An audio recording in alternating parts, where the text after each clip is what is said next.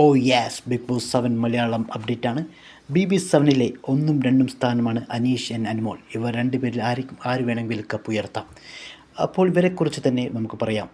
അനീഷ് ഒരു സാധാരണ കണ്ടസ്റ്റൻ്റ് വന്നു. ശരിക്കും ഒരു കോമണറായിട്ടാണ് അനീഷ് വന്നത്. കാരണം അനീഷിനെ തന്നെ ആർക്കും വലിയ പരിചയമൊന്നും ഉണ്ടായിരുന്നില്ലല്ലോ.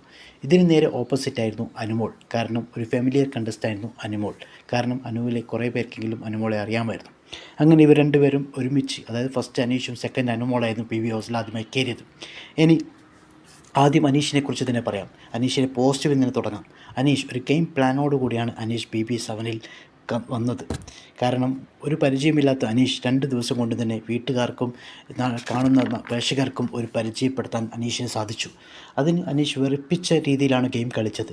ഫസ്റ്റ് ക്യാപ്റ്റൻസി നേടിയത് പോലും അങ്ങനെയാണ്. വീട്ടുകാർ ഏറ്റവും കൂടുതൽ എതിർത്തവരായിരുന്നു ക്യാപ്റ്റൻസിയായി ബിഗ് ബോസ് തിരഞ്ഞെടുത്തത്. അതൊരു എയിൻ്റെ പണിയിൽ ഇതിൽ അങ്ങനെ അനീഷ് തന്നെ ഫസ്റ്റ് ക്യാപ്റ്റൻസിയുമായി.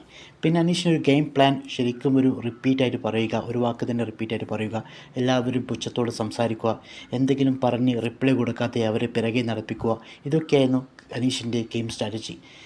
അങ്ങനെ അനീഷ് പ്രേക്ഷകരുടെ ഇടം പിടിച്ചു പറ്റി. പിന്നെ പോസിറ്റീവായി പറയുകയാണെങ്കിൽ അനീഷ് ആരെയും കുറ്റം പറഞ്ഞ് നടന്നിട്ടില്ല. എപ്പോഴും തുടങ്ങി അവസാനം വരെ അനീഷ് ഒറ്റയ്ക്ക് തന്നെയാണ് ഇരുന്ന് കളിച്ചത്.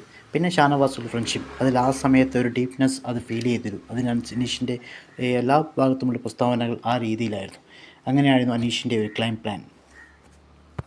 ഇനി അനീഷിന് നെഗറ്റീവിലേക്ക് പോവാം. അനീഷ് ഏറ്റവും വലിയ നെഗറ്റീവാണ് അനുമോൾ പ്രപ്പോസ് ചെയ്തത്. കാരണം അതൊരു യഥാർത്ഥ പ്രപ്പോസലാണോ എന്ന് തന്നെ എല്ലാവർക്കും ഡൗട്ടാണ്.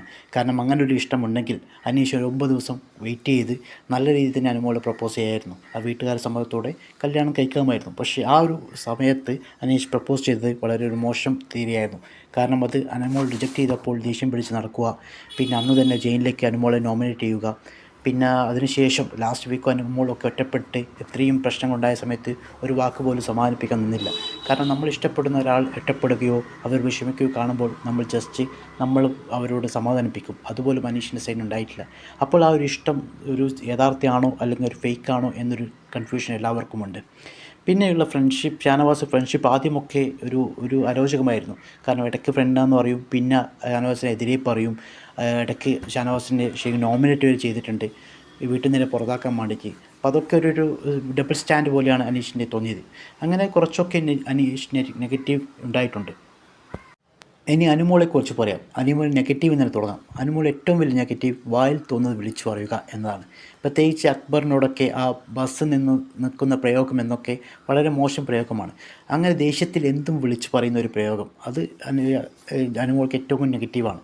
പിന്നെ ഏറ്റവും വലിയ നെഗറ്റീവാണ് തിരഞ്ഞെടുത്ത കൂട്ടുകാരികൾ, അത് ഫ്രണ്ട്ഷിപ്പ്, അത് നല്ലതായിരിക്കണം. കാരണം തിരഞ്ഞെടുത്ത കൂട്ടുകാരോട് എന്തും തുറന്ന് പറയുന്ന ഒരു മനസ്സായിരുന്നു അനുമോൾ. കാരണം അത് തിരിച്ച് ലാസ്റ്റ് അനുമോൾക്ക് തന്നെ തിരിച്ച് വരികയും ചെയ്തു.